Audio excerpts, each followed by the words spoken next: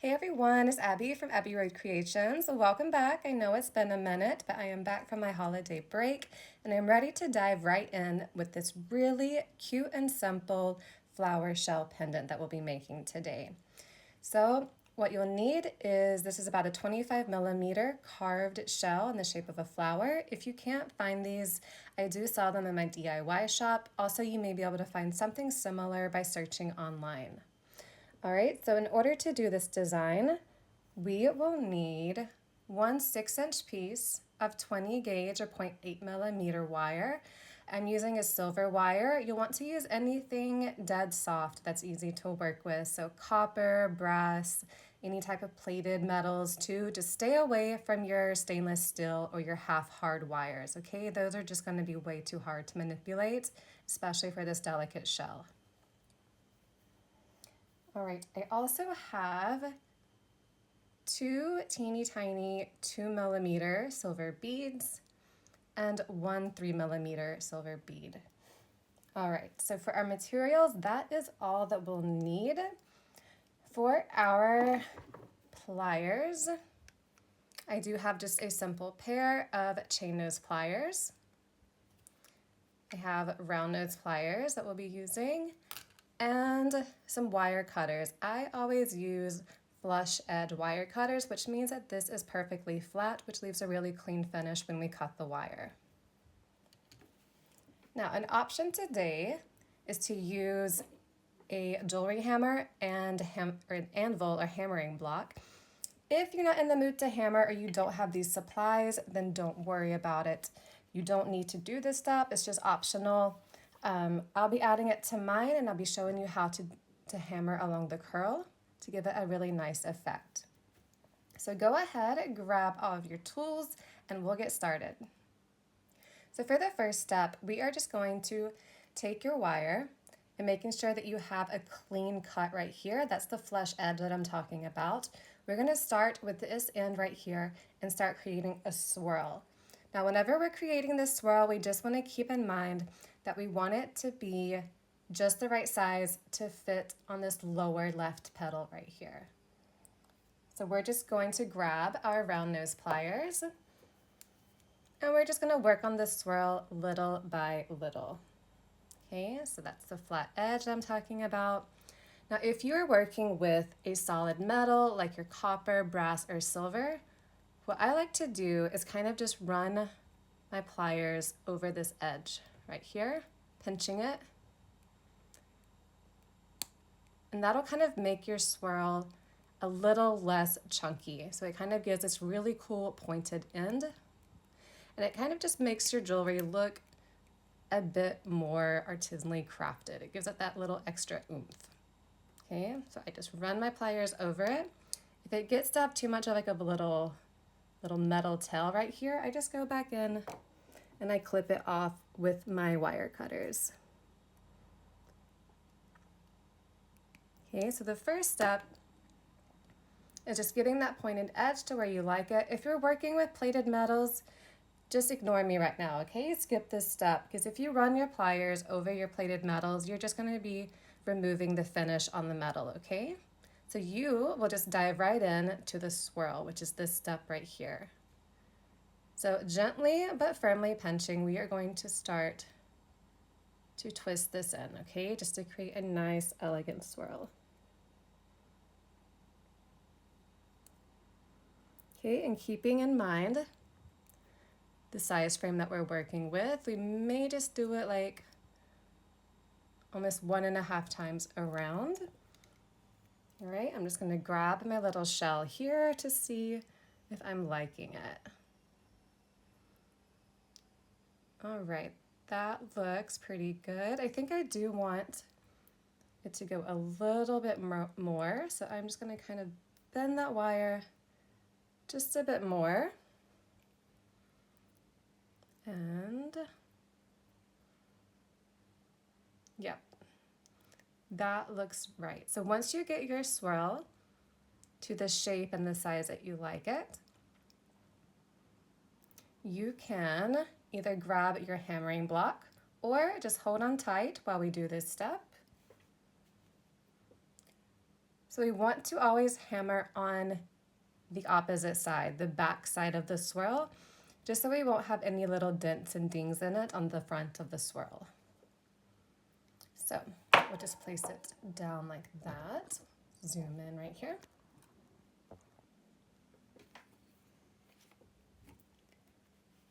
And for starters, we're just going to gently hammer all over this little swirl.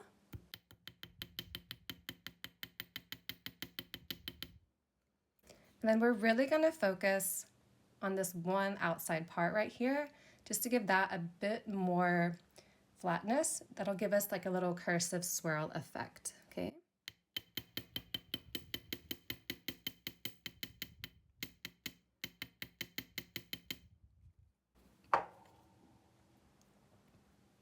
So this is what the final result looks like. So for those of you using the hammering block, we can go ahead and set that out of the way. And now everyone will join in on this next step where we start to shape the wire around the flower.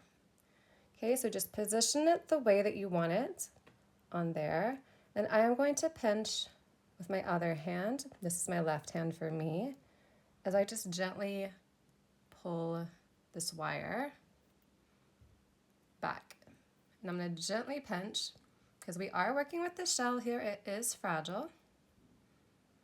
Okay. Make sure that it's sitting in that little bend right here.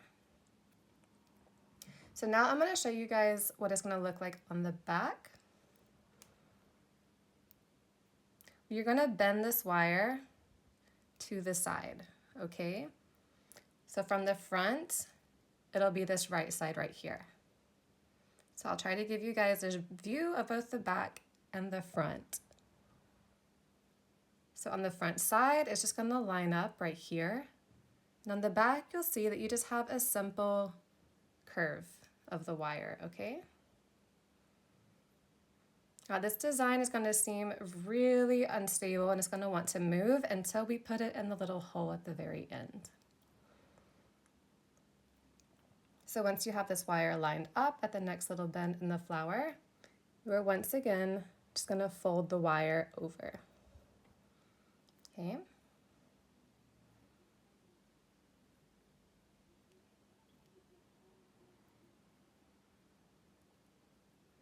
Okay, and that's gonna want to move, that's all right. Just always put it back in place and keep pinching with your left hand. This next part, we're gonna create a nice smooth swirl lining up to that next little bend in the flower.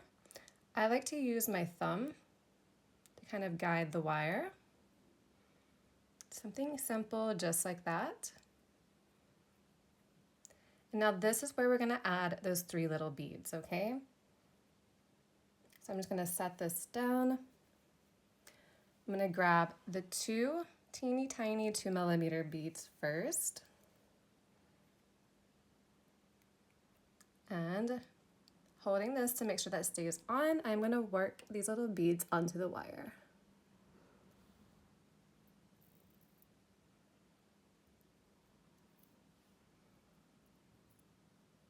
Okay, and then we'll finish with the 3mm bead.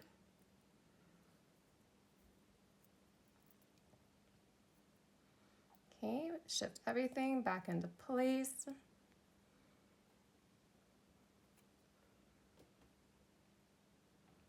All right, so now is going to be the kind of tricky part. We are going to curve this wire into this hole. So now I'm seeing that 6 inches may have been a bit much. So to make our lives easier, I'm going to go ahead and cut off maybe about 1 inch of this wire. If you started with a 5-inch piece of wire, like I will suggest in the written part, don't worry about this. If you want to trim it off a little bit more to make it easier, that's okay, but 5 inches should have been a good starting amount.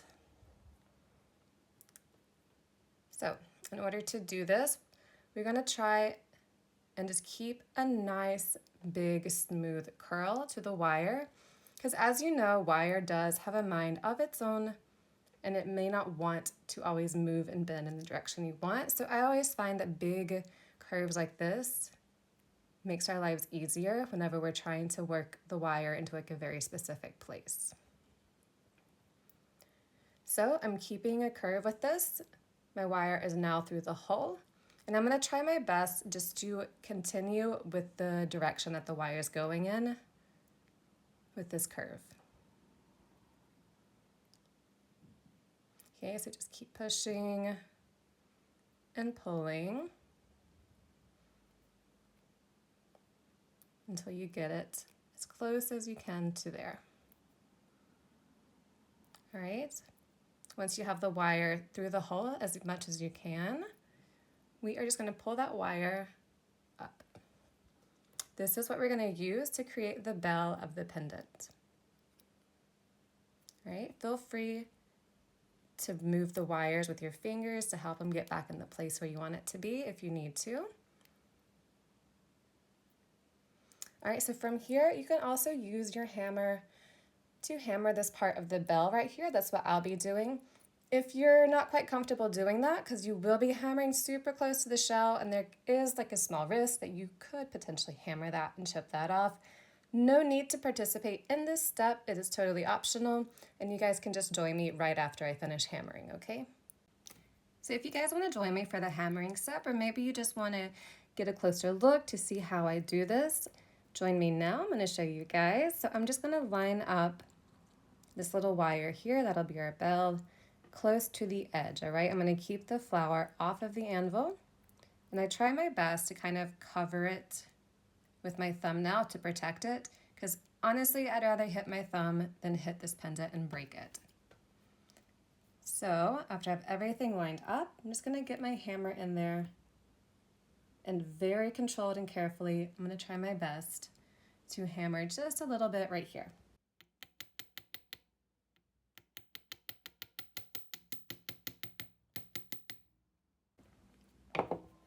It doesn't need much, but it does give a cool shiny effect to the bell of the pendant.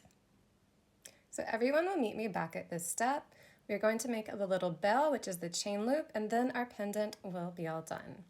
So I always just like to start off kind of with my hands and curving with a bit with my thumb.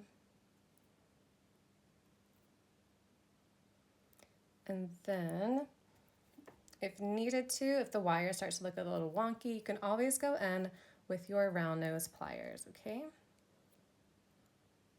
So just choose a point near the top, and then I just gently hold and I pull the wire that's on the other end. Now that wire will go on either side of this, and we're simply going to wrap it around to finish this off, okay? So you just want to make sure that your chain loop is going to be large enough for the little jump rings on your chain to fit through. Okay, once you have a shape that you like to finish this off, you're going to hold it with your chain nose pliers just like this, because if we keep using our round nose pliers, chances are we are going to pinch way too tight. We're going to cause a dent, which is going to look bad and cause a weak spot that could potentially break. So we are going to finish it by clamping it with our chain nose pliers and then twisting this wire around.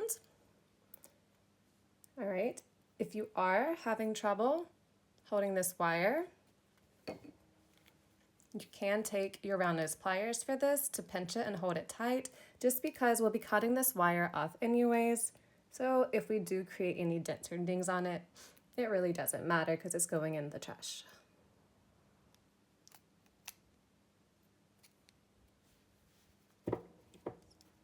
All right, so once you have it wrapped around twice, we're going to get in there with our wire cutters and simply snip that off.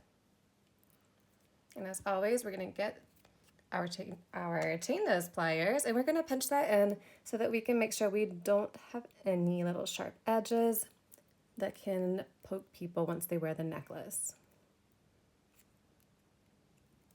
All right, do the finger test. And there we have it, a cute little flower pearl shell pendant. All right, guys, I hope you guys had fun making this. Let me know if you have any questions, and I'll see you back on here soon.